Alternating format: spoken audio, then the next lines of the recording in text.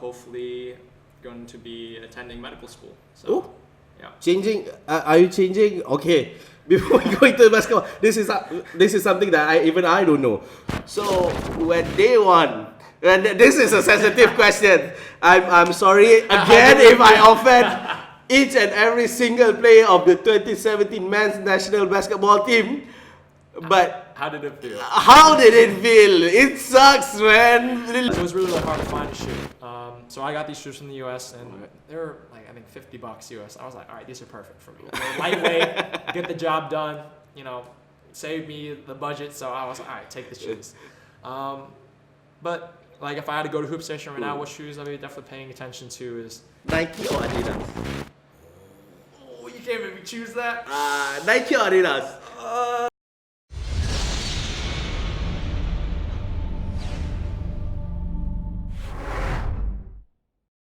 Assalamualaikum, hi, hello, tajiahao, vanakkam, welcome.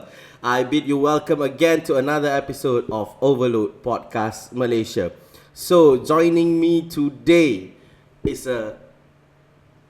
for me, it's a very special guest, but for you guys, it's on your preferences because he is someone that I looked up to ever since he emerged in the scene, and being someone who is in love with the sport of basketball myself, he's someone that I think will have a very, very, very big impact in the Malaysian basketball scene. So today I am joined by Mr. Perry Lim from Malaysian National Basketball team. So big welcome to Mr. Perry Lim. Thank you for having me. Appreciate it. Alright, so Perry Lim, he's I don't want to talk about him from my mouth. So let's just, Perry, let's just introduce yourself a bit. Tell the viewers how old are you, where you're from, and your name, and just a little bit of your background. All right, well, thank you for the great introduction. But as you said, I'm Perry Lim. I'm 21 years old. I was born in the U.S., so in America. I have had the honor of, playing with the Malaysian national team over here on my free time when I'm taking a break from studies, and just recently graduated in spring from the University of Illinois in Urbana-Champaign, so kind of close to Chicago if you know where that is.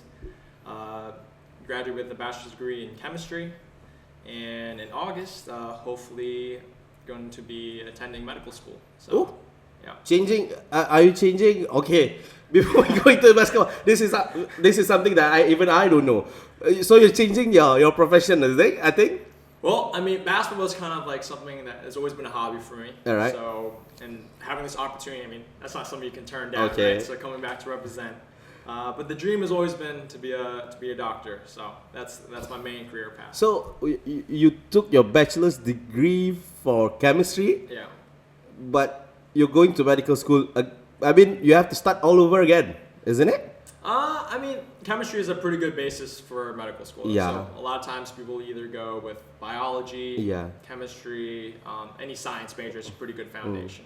So hopefully we won't be starting too much over, but yeah, in medical school, chemistry is a pretty decent foundation. All right. Okay. So, wow. Okay, this guy he has the skills to pay the bills, and he has the brains also to support his life after this. So next time, who knows, within 6 years or 10 years after now, when Perry is not playing anymore, who knows, you might see him in a medical facilities all around Malaysia, maybe one day. All right, so let's now move on to your basketball career. Okay, so you said that you were born in America, all right? So in the US. Were your parents both from there, or both are from Malaysia, or how come you were there? Yeah. So my parents are from Malaysia originally. All right. My dad's from Penang. All right. Which is kind of where my childhood of basketball kind of started, visiting in Penang every summer. And my mom's from KL. Okay. So they both went to US for college, and that's where they met in the US. And so every single summer I always come back here, mostly in Penang, a little bit in KL, and that's basically where my I guess my love and passion for basketball started. Okay. Yeah. So at what age you start? Do you still remember at what age your because it's a typical basketball story, you know. I mean, all the basketball stars in the world, it's like, oh, my father. If they are privileged enough to have their father, I mean, those stars sometimes they suffer on those kind of things, you know. So their father or their mother put the ball in their hand when they were 3 or 4 years old, so they just grew up and I fall in love. The cliche story. So how about you? Just don't tell me a cliche story. I hope it's not a cliche story. It's slightly cliche, I'm not Alright. gonna lie. So my dad was a junior national basketball player from Malaysia back in the day. I think I started basketball around 6 years old. So I guess it's kind of young, not super young, but a general age. But I play basketball and football at the same time. Not American football, but soccer. Yeah. So those two sports I kind of played hand in hand, started from a young age. And I continued both probably until the grade 9 or like 14 years old.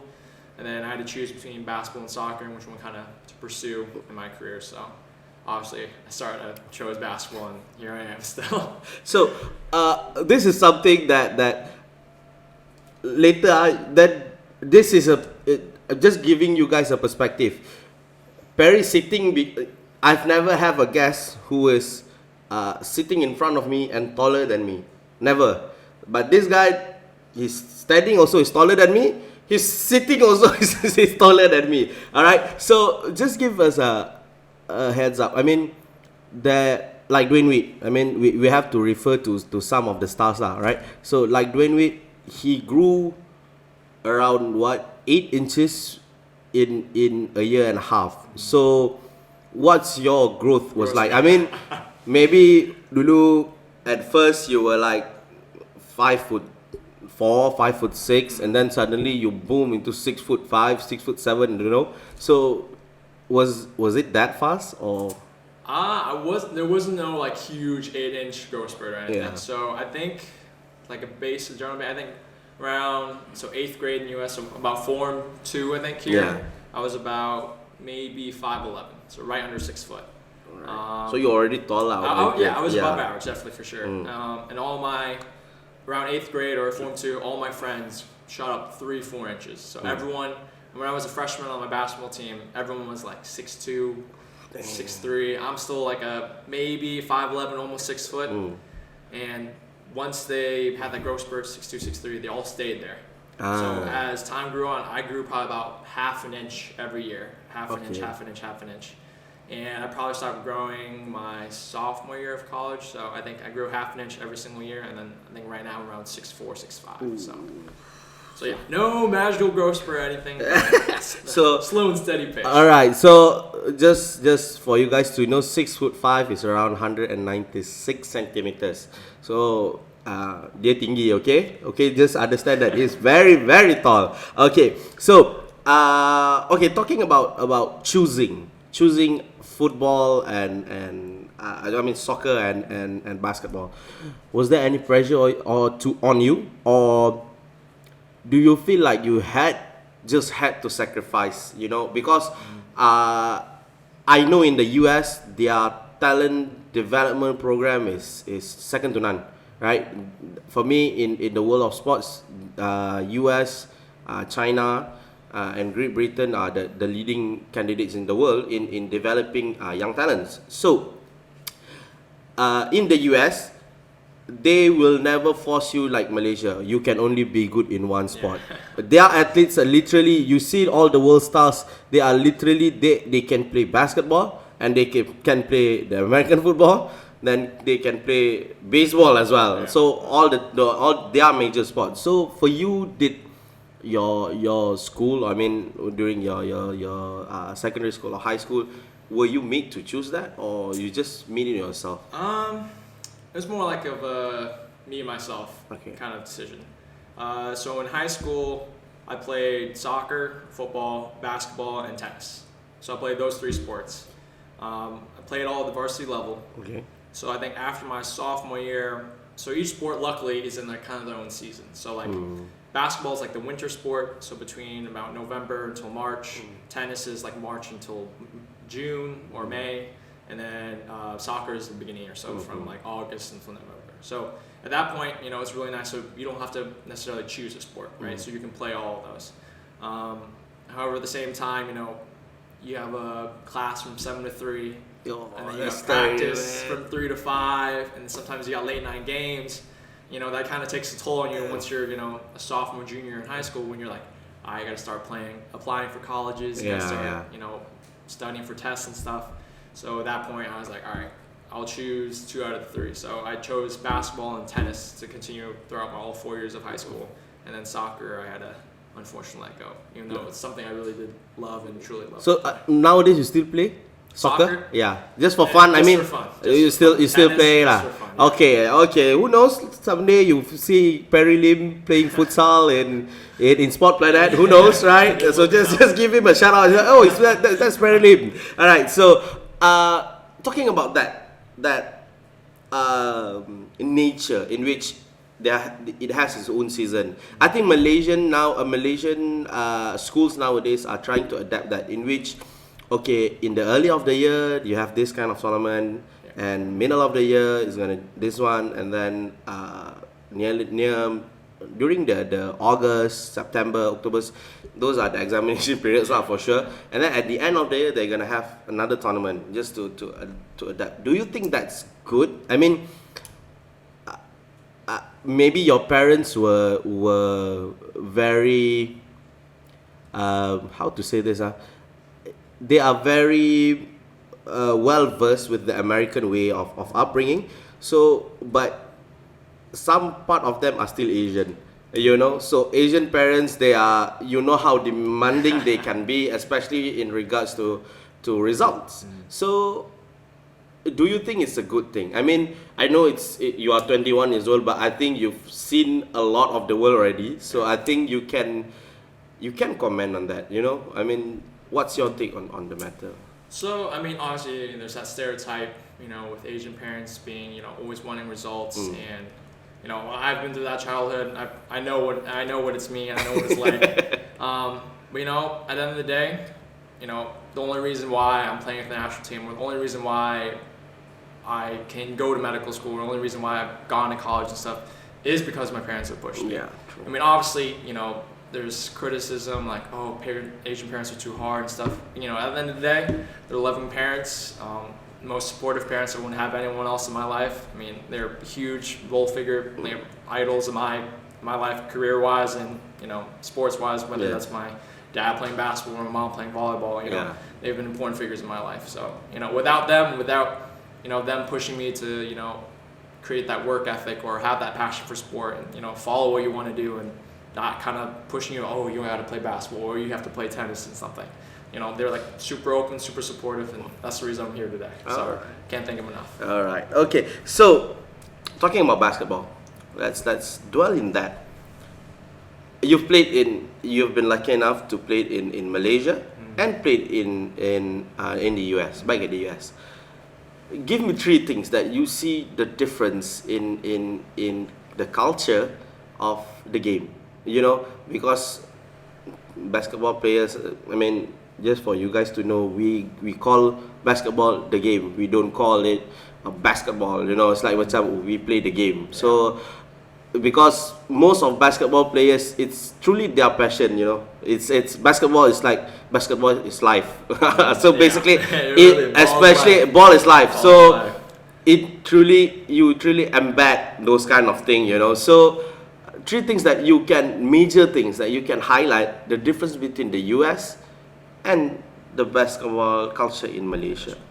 Well, I'll say one big thing is the exposure you have to basketball at a younger age. Right. So, I mean, in high school, you know, you represent your team and you play against other schools. So, and you also have conferences where you have to play conference play, and then sometimes you travel to other states in the US to play other basketball teams. So I guess that exposure to that high of a level and also playing that many games, like, you know, when I was in high school, I played maybe 2 or 3 games a week. A week? A week. We played 2 to 3 games a year. Yeah, so I mean that's already a huge difference, right? as a basketball player, like, we always say you only can practice so much, right? Yes. I mean, in-game experience is where you really Grow. evolve and develop as a player. So having that exposure at a young age in high school and even in grade school, 5th grade, you're already playing other schools, pretty often. On top of that, with your studies, So that's probably one big difference. Another big difference is having what we call AAU. AAU is kind of like a off-season basketball thing, which is where you see maybe a lot of Instagram, a lot of YouTube, like highlights of big players in high school right now. Yeah. A lot of their tournaments you'll see are AAU tournaments or off-season tournaments. So right now, majority of the seasons are like a winter season, like I said before. Basketball is a winter season sport. And because they're fully committed to basketball, in the fall or in the spring, where I had maybe soccer or tennis, they'll go and play these AAU tournaments. Oh. And these AAU tournaments are when players from all over the country form, I guess super teams would be a good sense. So they'll have all form these teams from people from Texas, people from Illinois, people from all these states. They'll converge, make these teams, and then there'll be national tournaments around the states where they have all these big players, all these big sponsors, Nike, Adidas, Under Armour, host these huge tournaments.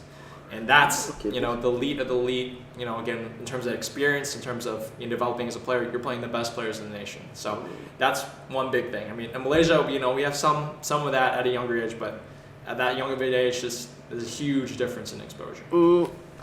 Okay. I agree with that. I mean, there's not much exposure on Malaysian side in regards to basketball itself. For me it's sad because during your father years, I mean after your father's era, basketball Malaysian was still a stronghold in ASEAN level. I mean in the Southeast Asian level at least. It can be attributed to the fact that we don't really put enough effort to the young talent development program. And do you think that it can work in Malaysia? Those AAU stuff. I mean, what you said just now.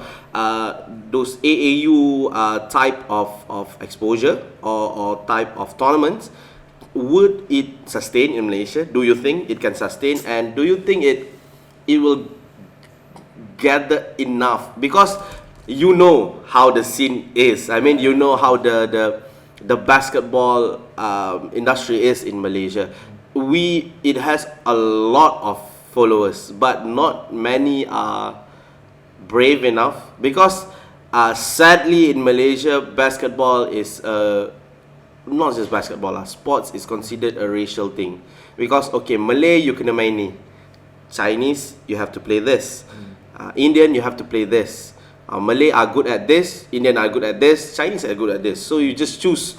You cannot go. It's like you can, but it's. There's a little bit of a drawback. Yeah. Okay. So do you think it can sustain those kind of AAU tournaments in Malaysia? I guess in concept, you would think yes. If I told you right now we implement it right now, would it work? Probably not. I'm going to be completely honest. I mean, after maybe 5 years, maybe even 10 years of development, I think there really is a chance and to really elevate Malaysia's level of play, both in the ASEAN area and just in general. A big thing, is resources and having people that are committed to having those AU tournaments and big sponsors that are willing to host those tournaments, and then venues to host those tournaments as well. And a lot of times, us as kids, some of us aren't as fortunate. I've been extremely lucky with my parents supporting me. A lot of those people, if we have AU tournaments, you have to host. Not everyone's gonna be in that same area. Like people from maybe say Perak want to play and they have to travel to KL. Or people from Laka, they have to travel to KL. That's a huge. As a kid and as parents, of course you want to support your kid as much as you can. But sometimes you got to travel that much and you got to stay in that location for a long time. So those are things I guess. I mean, the idea, I'd love to see AAU tournament start in Malaysia, but I think resources-wise and just development of the concept, I think further, it takes more time. Yeah. It takes a further refinement, those kind of things. Because true lah, the cost, the sacrifice that the parents have to make, because kids doesn't have money, so those kind of things is a bit tough on the Malaysian scene. Okay, right now we're going back to you. How did you come about being a Malaysian player? Because this one, I have to be honest, truly honest with you. I tried looking it up. I tried research each and every single article about you, on how did you got that calling to play for Malaysia. But damn, I cannot find even the star also don't have. So I was like, where the hell do I find this one? I think in the Chinese newspaper might have, but I cannot read Chinese. So it's like, wow, this one is what? I see your picture, I see your name, I see some of your teammates' names. So what the hell is this? And then when I asked my Chinese friends, like, what is this? They say, oh, ni artikel pasal basketball lah. It's like, is this about basketball? So it's no, come on, tell me what it is, So can you just tell us a bit on because they must have been some scouting. Sports must be done by scouting. So they won't just be, we got a player in US called Perry Lim, so we call him and then ask him to play for the national team. That's miracle, unless you're LeBron James or Kobe Bryant, then can lah. But how did you went about that matter? So yes, I had to do a little bit of scouting and a little bit just lucky, just being the chance actually. Right. So like I said before, almost every single summer since I've been a little kid, I've been lucky enough to come back for summer when I'm not in school, just to come back, visit friends, enjoy the Malaysian culture, and a lot of times play basketball. So like I said before, Penang was kind of like my childhood basketball. So I started playing in under 15 tournaments, under 17 tournaments, under 20 tournaments. And then, so I was all in Penang. And then I was fortunate enough to come in KL, and I played in some small KL 3-on-3 tournaments. And it just so happens that I was playing in the under 18 category when I was 18 years old. It's right before I was going back to the US for college. And one guy in the open category, the men's category, was like, hey, you seem pretty good. We have at the time, this is 2016, I think, they had an MBL league still in okay, NBL. no? Yeah. And they're like, hey, we have an MBL tryout. If you want to come, go ahead. And so I tried out, but this is 2 days right before I'm about to fly back to the US. Yeah. So, obviously I wasn't going to make the team, but I obviously just wanted to go try out, be familiar with people, networking is a huge thing. So I was like, all right, why not? So played and tried out. Just so happens that one of the players and the coach was the national coach in the men's team. Okay. It was Coach Paul at the time. And he was like, all right, keep in contact, just in case anything happens. And then, year goes by, I'm 19 years old, just finished my freshman year of college. And I get an email saying, hey, we don't know if you're still playing basketball, but, we have the SEA Games coming up. If you want to, this is the 2017 SEA Games, like, hey, if you want to come back and try out in June, we'd love to have you. We see some potential, but, see how you fare with the other athletes. So, as a freshman, I had some goals about what I want to do academically. Yeah. In summer, I was like, well, I don't have anything lined up, so might as well come back, try it out. So flew back in June, had a tryout. It's like 30 people, made the final 12 roster, and the rest is history. All right, okay, that's basically how Perry Lim got his footing in the Malaysian basketball national team. So, do you still remember what's the name of the team that asked you to try out in the first place? I mean, where you meet Coach Paul? It was just they just told me it's for the MBL league. Oh, just for the MBL league. Okay. All right. So when you tried out, right? Because this is a story I think the coaches should see, hear, and take an intake from you, an input from you, because even though you're young, but you have been exposed to the culture of one of the best basketball nation in the world. So during the tryouts, right? During the tryouts in Malaysia, what were the difference? I mean, you must have tried out in US as well. Yeah. So takkanlah you would say, okay, Perry Lim, come. It's like confirm that way, especially in the US where the talents are abundant. Yeah. So what do you think must be highlighted? I mean, in what's the difference in the qualities or the skills that the coach are seeing in Malaysia and in the US? What are the difference? Confirm there must be some difference, The differences aren't as big as you expect. Okay. I would say, you know, even though, you know, US has some talent and, you know, has some, you know, in the basketball scene, but a lot of things that, you know, school level, there's pretty close compared to with the NBL league and also my high school team, you know, just trying out. In terms of like how the tryout went, it was, you know, both were, you know, very skills based. All right. Where like, all right, we're gonna do these certain drills, have these certain drills. I guess the biggest difference would probably be the amount of people looking, or I guess watching and observing. Over here, you know, you just have the head coach, assistant coach, and over there you have, I mean, US, I guess maybe you have a lot of coaches on the bench. So we have head coach, assistant coach, another assistant coach for the assistant coach. You have like 4 coaches all watching and all taking notes and stuff.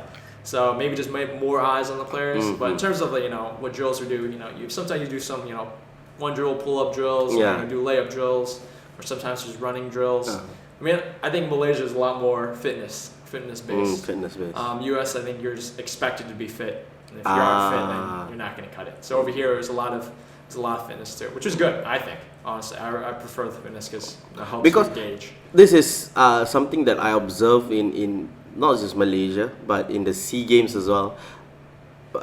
The pace in this ASEAN basketball games are fast. Yeah. You guys are super fast. I mean, even the NBA are fast. They play fast pace, but their pace is like you go fast for 2 rounds and then we go slow for another 2 rounds. And when you have the fast break chance, then we go. But in Malaysia, not just Malaysia lah, in Asia, basically their style of basketball is like every possession is fast paced possession. You know, it's like, okay, everything fast break, you know, because it's easy point. We have to admit lah, fast breaks are the easiest point that you can get.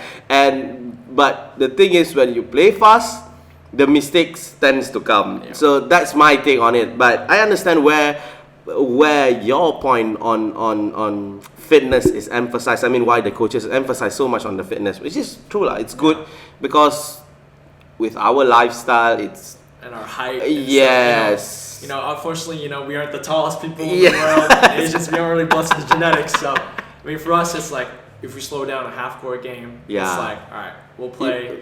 It'll be me, the tallest player, 6'5", against the 6'9". It's just like, well, I'd rather run fast than... And 6'9" is their small forward. It's not even their center. Alright. So before we take a breather on this on this interview, just tell us a bit about just mentally prepare us a bit on what to expect in regards to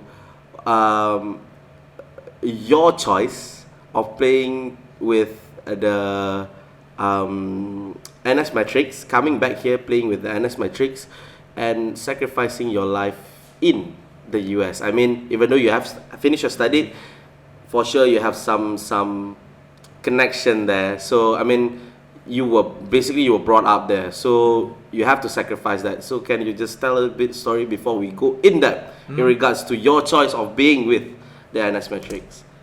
I mean, the biggest thing is probably just the family I have with Matrix. So, you know, majority of the players that I play with in SEA Games, Holaa, Ivan, Quake at the time, Yihao, Mei, they all played for Matrix. And I already was pretty familiar with those people, and I've played with them. You know, I practiced with them for 2-3 months, and you know how it is when you play with basketball for 2-3 months.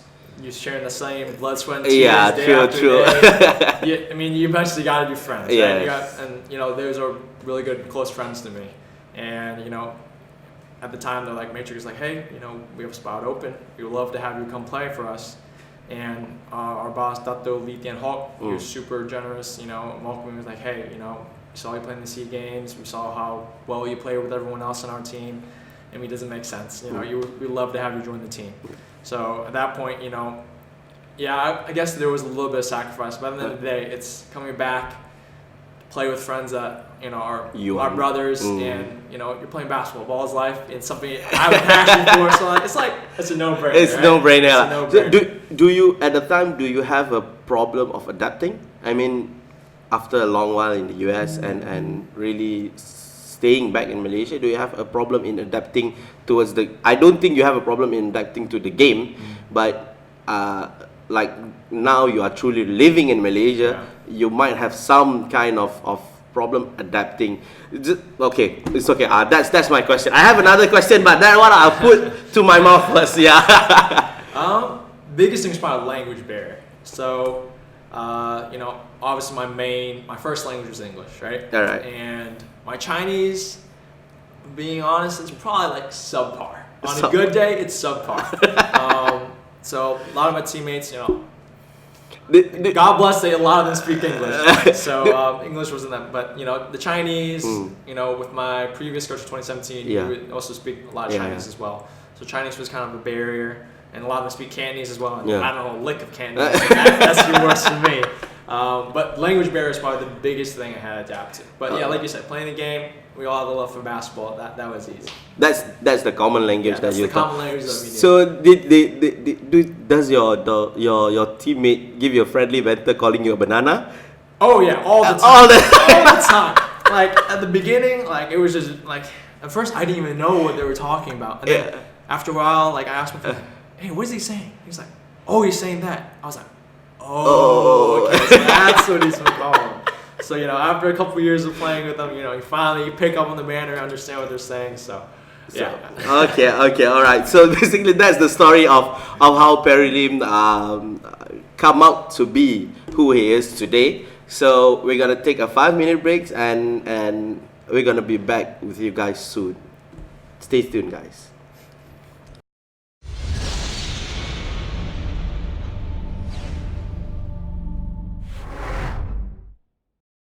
Hello guys, welcome back to the show. Together with me today is Mr. Perry Lim from the Malaysian National Basketball team. So, just now you prepared us a bit about how you were brought up in Penang, your Malaysian origins, your US origin, how did you come to play basketball, and what makes you stick. So, right now we're going to your current position or your current status as a basketball player in Malaysia.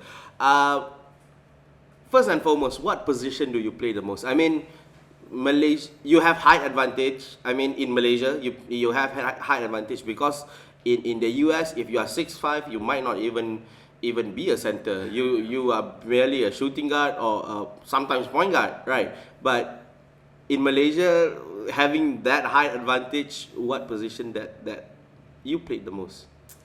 So all the times I've represented Malaysia and playing for NS Matrix, I've always played center. All right.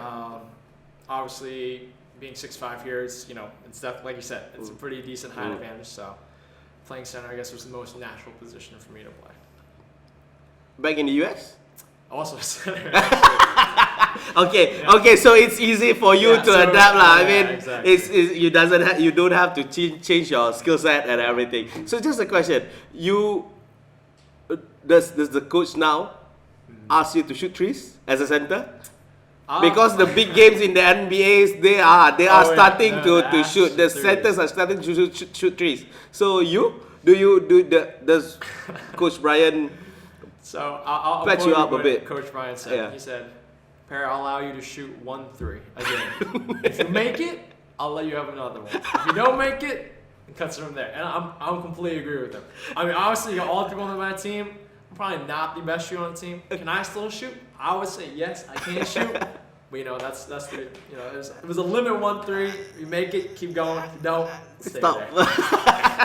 Okay, fair enough. Good advice, Coach Brian. All right. So, talking about your teams, all right. So when you came back from the US, what I read was that you were selected to play with the KL Dragons, and that was it true?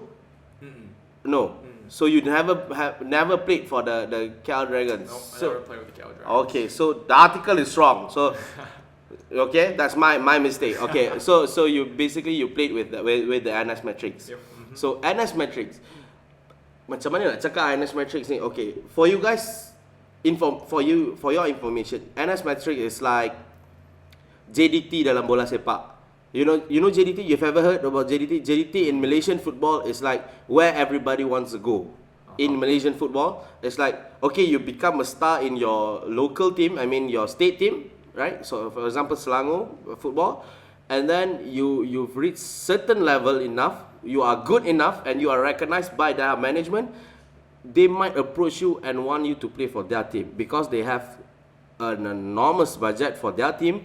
They have the best facilities. I have to admit, even though I'm not a pure JDT supporter, but their facilities is the best in Malaysia. It's world recognized, and they won't have petty matters lah, right? So NS Matrix is like that. So you were selected based on what you told us just now. There was an opening, you were called, and then you opt to play for them. So being in that super team, in a sense, it's a super team in Malaysia because more than half of the NS Matrix team is the national players. You know, so because we don't have furthermore than national players, so it's like the pinnacle of teams in Malaysia. So what does that make you feel? Does that make you feel like okay, this is the best choice that I can make, or you seek a new challenge? You know, being in that team, do you seek a new challenge? You know, like you said, I have to agree with you. Matrix is one of those teams where, you know, we're very fortunate to have Dr. Lee Tiang Ho, you know, being able to be that sponsor behind us, and his passion of basketball to, you know, to be, I guess, emulated through us, embedded through us. In terms of challenges and stuff, I mean, obviously for the Autumn Cup, we've, you know, been lucky enough to win the last, I think, 4. So would you say, you know, is that, oh, it's too easy? I mean, obviously, you know, each tournament we play, it's, you know, we're not winning by a huge margin. We've been lucky enough to win. But in terms of challenges, yeah, you know, of course, we're always seeking challenges, which is why I think Matrix is so good about, you know, playing in other leagues. You know, I think Matrix is the tournament coming up. They're playing in the TBSL and the Thailand League. Yeah. And also just, you know, playing other sport teams, you know, from different countries to, you know, maintain that, you know, strive to get better and play, you know, other good basketball teams. Yeah. Not saying that Autumn Cup isn't filled with good teams. I mean, obviously KL Dragons, you know, we played in the championship. Yeah. And, you know, they're a recent addition to the Autumn Cup scene, you know, when, you know, the management allowed, you know, club teams to play. Yeah. So, you know, obviously I think maybe next year or the year after, you know, there's going to be more club teams, more involvement. I think that the level of play of basketball will definitely, you know, rise, and it won't be Matrix is winning it again or anything like that. Okay. So. All right. So, talking about the Agong Cup, the rivalry between KL Dragons and NS Matrix, you know, because dulu it was like PDRM and Malacca. That was the not nearly every final lah. It's like that is the match that people are looking forward to, you know. So it's like Kuga against, I can't remember who's the point guard name, I can't remember. It's like Kuga against this guy. So it's like they're gonna butt heads and play to the best level that they have, you know. So right now it's like NS Matrix against KL Dragons. Because some of your teammates in the national teams are from the KL Dragons. So does that create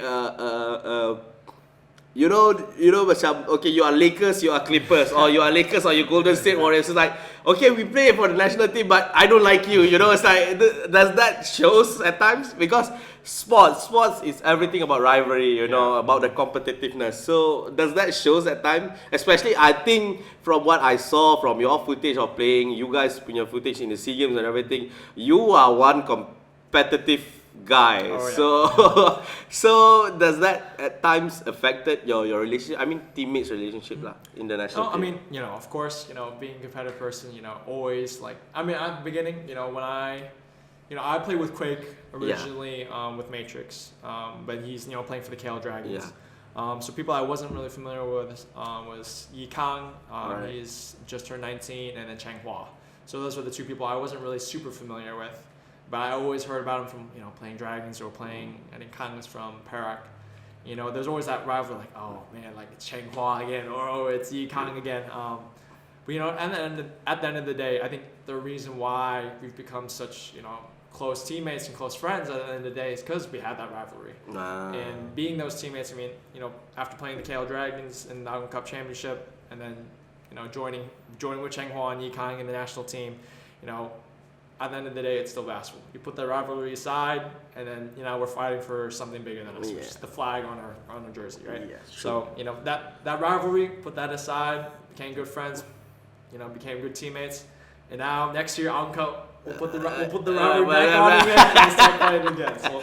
All right, okay, that's fair enough. I mean, that's something that people have to cherish. Like when you are representing your clubs, your teams, your personal teams, whatsoever, it's your choice. Whether you want to beat their rival, you want to be competitive with them, it's open to you. But when it comes to the national team, that one flag on your jersey, surpasses everything. Yes, that surpasses everything. True. So, talking about NS Matrix situation now, because a stereotype in, like you said just now, a stereotype in Asian parents, especially in Malaysia, sports is not a career. It's never and will never be a career in Malaysia. So, from what I heard, stories from what I heard from people around the basketball scene is that NS NS Matrix players are lucky and blessed enough to have the sport of Dato' in regards to the allowance, those kind of things. So, do you think basketball should be given that recognition, and do you think more teams should do that in order to excel Malaysian basketball further? I mean, like you said, people not to leave the hook of Matrix. Obviously his kind of motto was, a lot of people want to play basketball, have the passion to play basketball. But like you said, it's in this day and age in Malaysia, it's hard to make a career out of it. And just it's human nature. As a basketball player, you can't play until you're 35 years old or 40 years old. I mean, maybe LeBron James, but we ain't LeBron James, unfortunately. So, at the end of the day, like once you're done with basketball, there's nothing really, anything to go back to. And Dato' Lee, he understands that. He's like, all right, we understand that you're putting your life, your body, you're sacrificing your sweat to play something that you have a passion for. And a lot of people, don't have that opportunity. And I've been extremely grateful, and everyone else on Matrix has been extremely grateful for the opportunity. In terms of how other teams should do this, this kind of thing, obviously there's pros and cons to it. There's a lot of controversy in the basketball scene right now, whether with Matrix and stuff.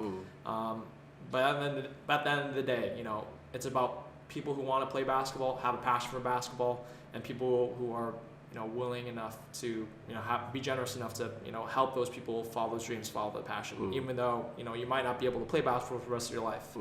But that's something that fuels that passion. And obviously, my personal opinion, I think it will definitely help to raise the skill level in Malaysia. Hopefully, other teams will come in, maybe do the same thing. But there's obviously a bunch of pros and cons. So I'll leave it to the management. But honestly, my heart, it's basketball at the end of the day. So okay. So, talking about that, right?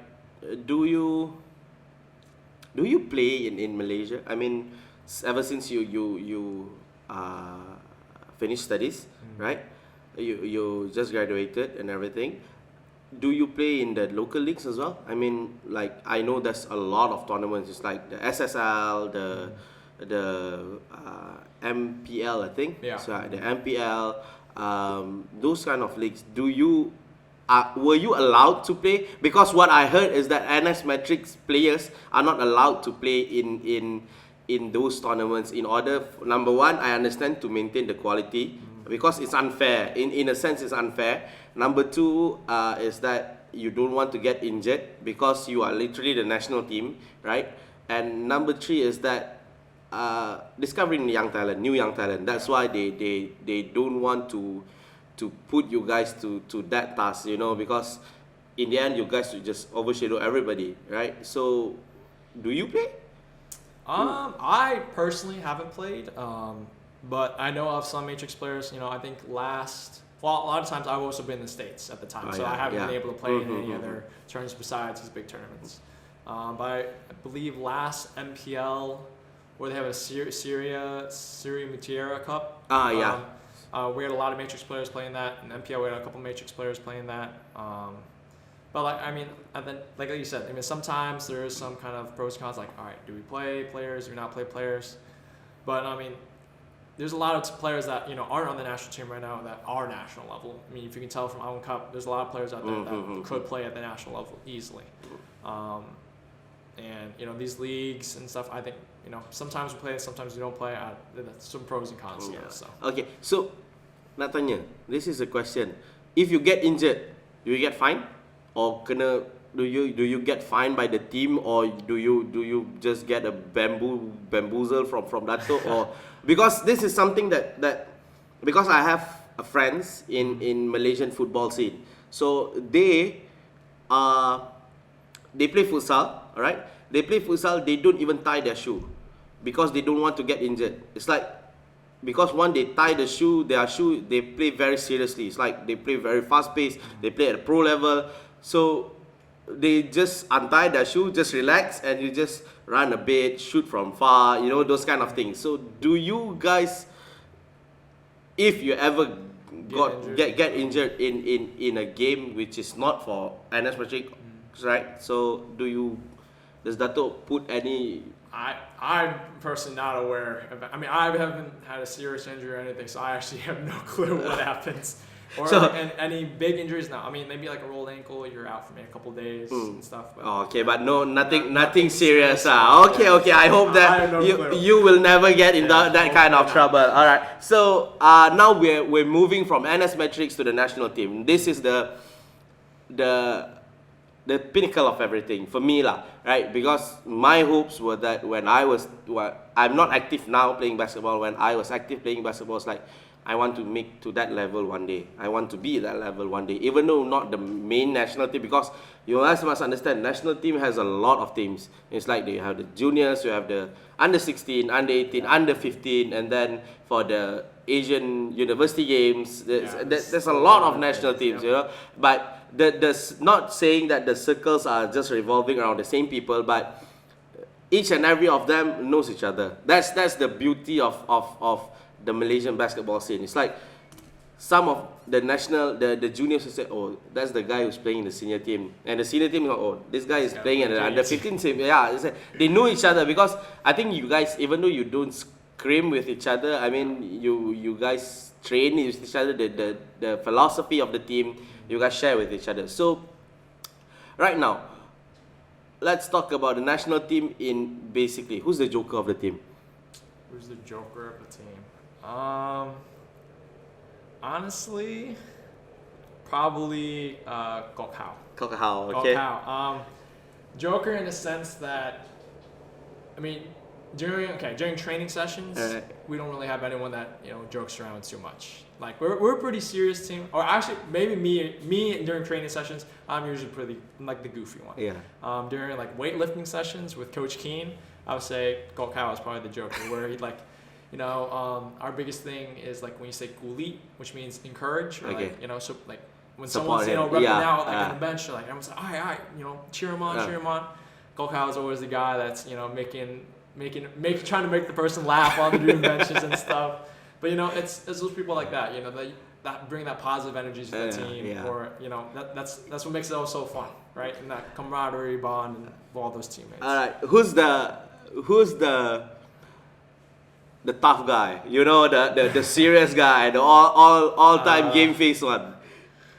All time game face. I would say Cheng Hua from the Dragons, or Yi Hao. All right. They got, like, if we're playing poker right now, playing poker, and you want someone to be on your side with like a nice poker face, those two for sure, 100%. I'm telling you, you cannot tell like anything. Like you could tell a joke. It's like still straight face. Same face. All right. Who's the most clutch? Most clutch. Ooh. Oh, you gotta offend so many people on this, After this, the Malaysian National Ball training will be everybody is like, okay, 1 second shoot, 1 second shoot, one. That's for sure. Most clutch. I would say in scrimmages, when's game point, if I had to give the ball to someone, I'd probably give it to Mei. Yeah, I'd give it to Mei. Alright, okay, fair enough. Alright, so talking about the national team. So the SEA Games 2017, playing in your our own backyard, Maba. They refurbished Maba and was like, before that I've been to Maba once, twice, but in a very long span of time. I mean the gap. So when I came, I was surprised. It was like, damn, how come Maba can be like this? It's like, okay, this is a surprise. And how did you feel about playing in your own backyard after spending lots and lots and lots of years in the US?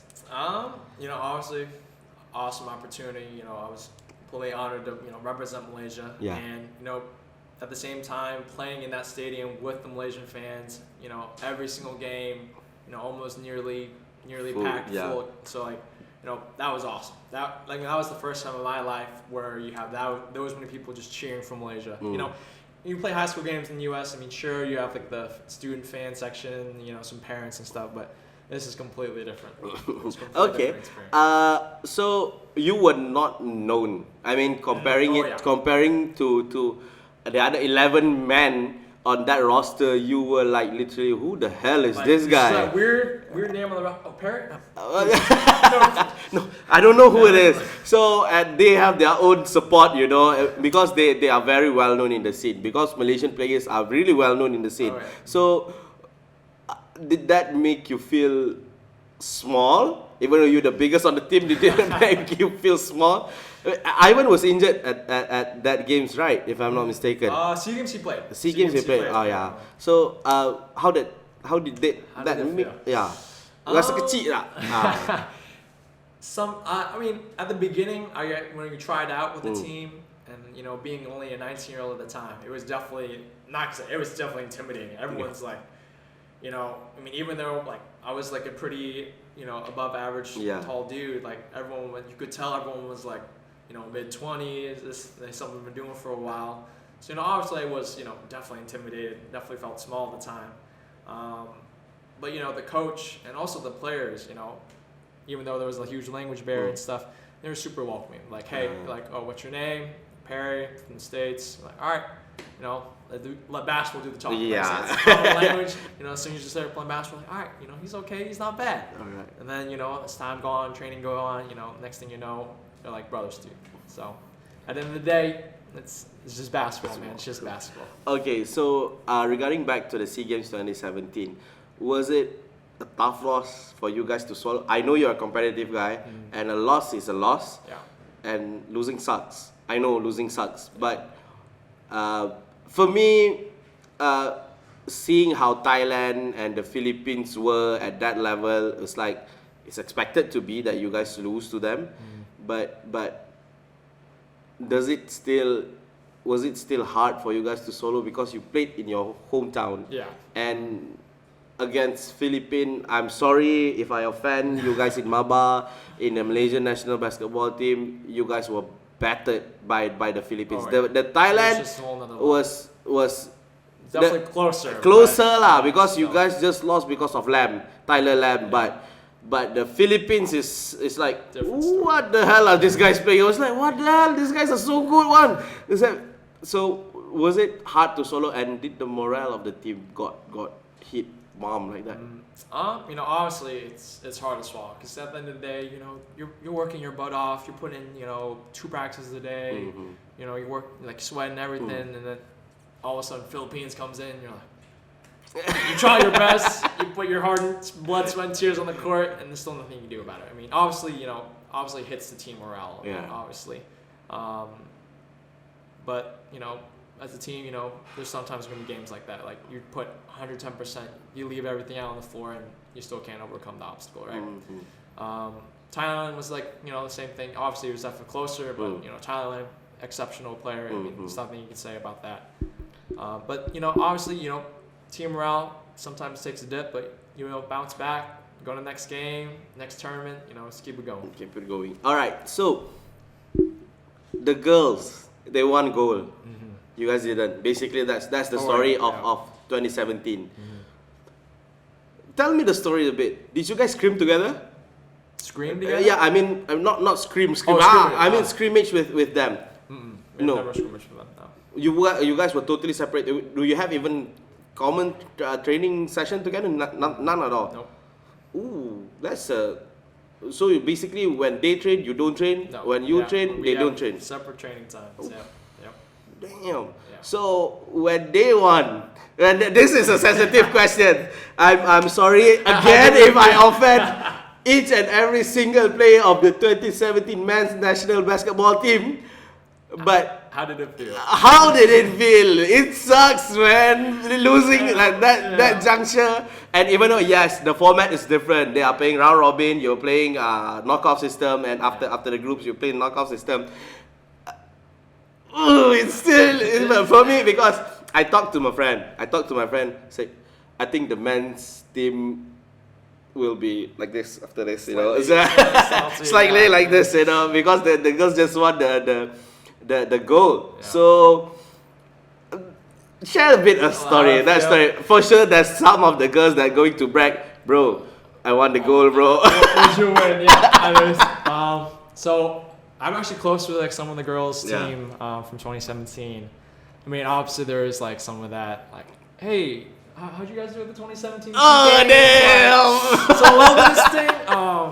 But you know, by the end of the day, like, we watched the gold medal match for the SEA Games. We had the whole guys team cheering them on. You know, obviously they deserve it. I mean, they played awesome. They played amazing. They deserve the gold by far. I mean, we tried our best. We didn't succeed, but I've been seeing, you know, we're still both representing Malaysia, and anytime, especially with girls basketball, you know, they can bring a medal back home to the country. You know, it helps everyone. Yeah, you know? True. It makes everybody proud. Exactly. It's basically like, just to cheer your heart, to cheer your heart. It's like all right. It's a fair for everybody, you know. All right. So talking about the 2019 season, the SEA Games just passed. Yep. All right. So for you, your KPI, your bar, your standard that you set for the 2019 SEA Games, do you feel you achieve it? Me personally, I think I like underperformed, almost maybe par, honestly. You know, we had as a team, you know, we had the goal. We had set the goal of, you know, trying to get a medal. All right. Unfortunately, we didn't get a medal, and we also settled for 6th place, which was super great considering, you know, last year we got 5th place. But you know, playing Indonesia, you know, they were shooting their lights out. You know, there's nothing you can do about it. You know, we, you know, maybe minimize turnovers, or we did this, that, you know, small things. But you know, at the end of the day, they all played us. Whether that was Indonesia, that was a close game. Thailand was actually a close game as well. You know, and you know, playing Cambodia, you know, they're a great team. We were able to get the W, and then losing to Singapore, you know, obviously, you know, they all played well, you know, and we tried our best. You know, we put everything out we had there, but unfortunately, we did not prevail. So, are you still motivated to play? Because I've had a friend who played back in the national team during 2007 SEA Games, and he played for the previous 3 iteration of the SEA Games. So it was like 2005 and 2003 as well. So after the 2007 edition, he was like, damn it, I don't want to play anymore. And he literally quit everything. Right. He put people in Malaysia, they panggil gantung boot. You know, in Malaysia, they go gantung boot. It's like you just hang your racket, you know, you hang your shoes already. So that's what happened to him. Do you ever feel like that's gonna happen to you? No. Honestly, the reason why I say no is because I think my passion for basketball it supersedes getting medals or not achieving this goal. You know, honestly, I'm still very motivated, and I can tell you, our team is still very motivated to achieve that goal that we set in 2017, which was to get a medal. All right. Okay. And so I think there will be no question that we're all still very motivated to still get that medal. Keep on improving. Keep on grinding. Exactly. The grind is real. Grinding is real. Right. So, do you have any training stories regarding the Malaysian national team or NS Matrix? It's up to you, because a reality that people tends to overlook is that they think that these athletes, they are born to be good. They are born at that level. It's like, oh, in order for you to get to that, yes, you have talent, but if you don't grind, you don't get, right? So the grinding stories, there must be some quarrels or some funny stories or some serious stories like coach throwing you a shoe or whatsoever, those kind of stories in which when you reflect back, it's like, damn, if he didn't do that, it's like, oh my god, what will happen to me, those kind of things. I have some major. Okay, so one story. I think I can't remember if it was last SEA Games or this SEA Games. I remember. So me and Maybe always have a pretty good like rivalry, I guess, in terms of like sometimes we play opposite teams. Okay. And I remember one time, he smacked my layup off the backboard, just pinned it off like a LeBron James block on a fast break. All right. And I remember like seeing that block over and over again. I was like, I really let this dude just smack my layup off the backboard. And, just like, obviously at the time I was like, all right, dang, I feel terrible. Like I just got blocked, probably was a game-winning shot or something got blocked. And, time after time, I remember, I think a couple practices after that, I remember I smacked blocked his shot so bad. And I felt so good. I was like, man, that was for that one time you smacked my thing on the backboard off. So me maybe I always have a pretty good rivalry. So you talk smack back to him? I always talk smack. I don't talk smack too much. Right. But I mean, especially because like my talking smack is in English, yeah. Your talking smack is in Chinese or Cantonese, so sometimes I don't even understand. Yeah. But I always tend to talk smack. Yeah. All right. So that's the story in regards to your rivalry with him, lah. So okay.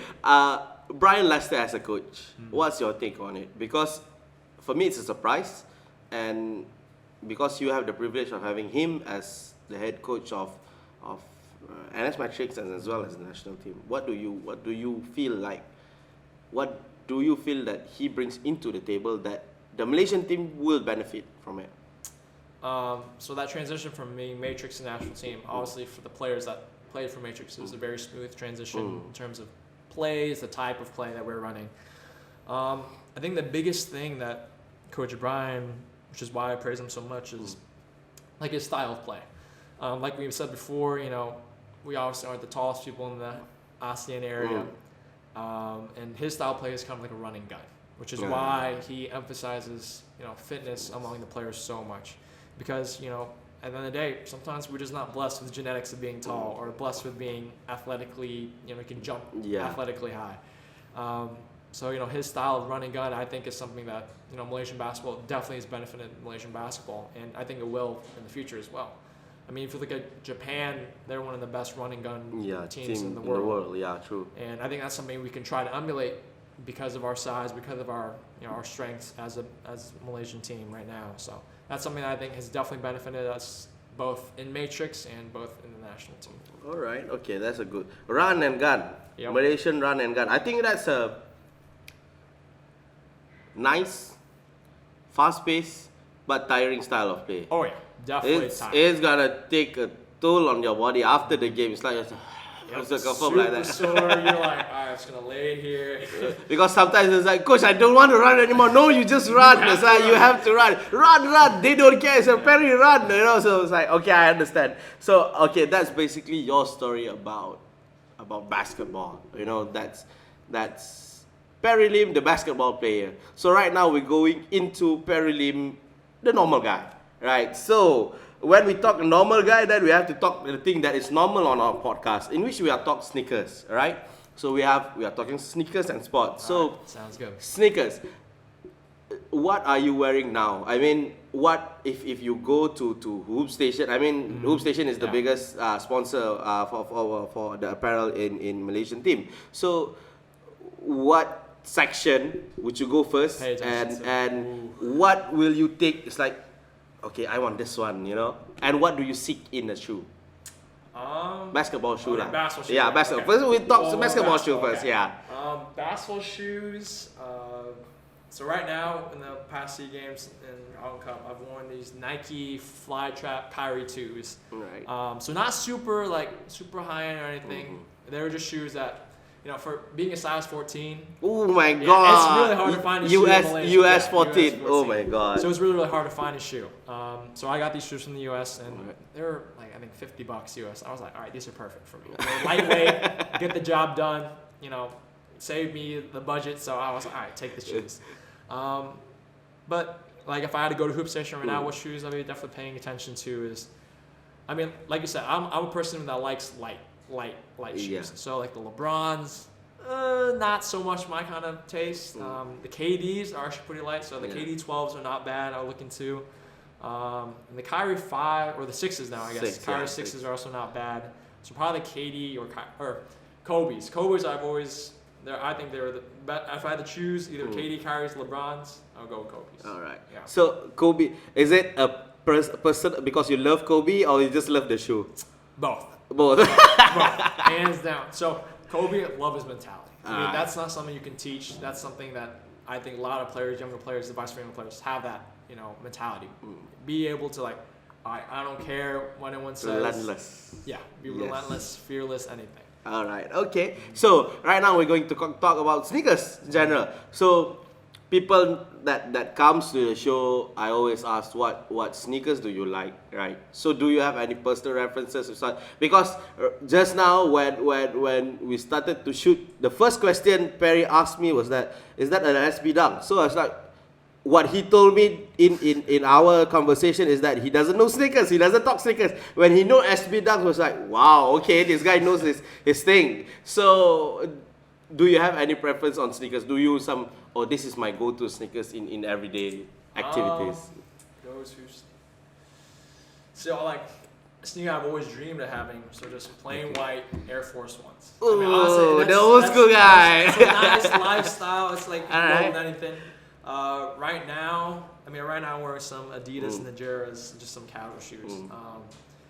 But if I had to go for some like lifestyle sneakers, the Adidas Pharrell Humans, I love those. I have a white pair of those. Those are just nice, casual. I don't think they make it in your size though. It's like In because the US they do. in the US they do, is it? US Because they do. I think that shoe you have to wear one size bigger than because it's very tight. The material is very stuffy. So it's like US 15. Wow, you cannot find it in Malaysia. That's for sure, lah. Alright, if you can find it in Malaysia, it's still gonna cost you a lot. Yeah. Alright, so Pharrells, okay, that's an interesting choice. I mean the elongated one, right? What color? All white. I like because I like matching outfits right now, right? Like, usually how like when I start my day, I'm like, all right, I think about the shoes first, and then how the rest of the outfit will go with complement the shoe. You're a fashion guy?